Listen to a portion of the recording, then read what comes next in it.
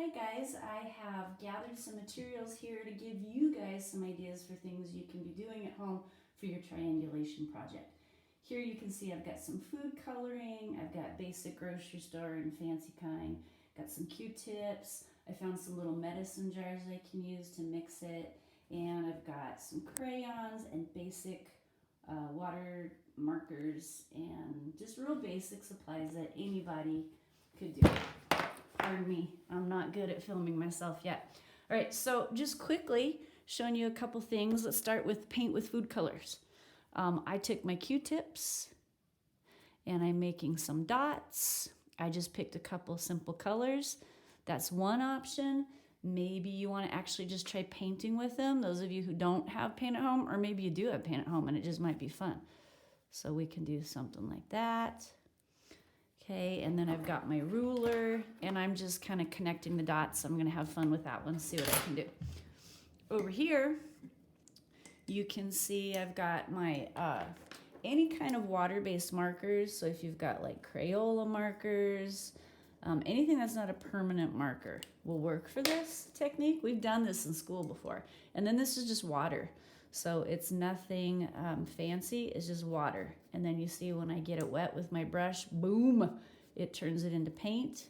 And you can get some really fun effects that way. That might be a fun triangulation thing for some of you. And then down here, hopefully you can see this, down here I've got my crayons. I made my dots and I'm going over this. What you guys can't see because I already did it, some of these have white on them. Some of them I've colored in, like this one. White's cool. It'll give you some cool effects. It's a little tricky though because you can't see what you're getting. You have to really pay attention and not be distracted. So there's my white. I'm doing more than one color, kind of layering it up a little bit, see what I get.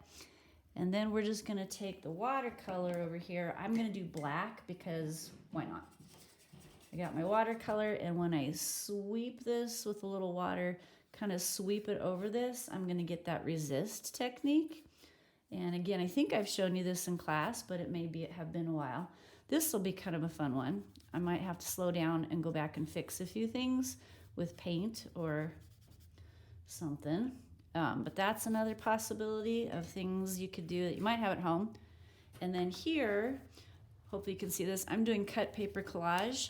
All I'm doing, I found this fun paper from an old magazine and they had some red paper and the black, and I'm just cutting it and trying to make sure each of those corners matches up. This one's a little trickier. It takes a little bit of patience because you got to be willing to kind of match up those edges. Like this one doesn't fit, and I'm going to have to trim it to get that one to work.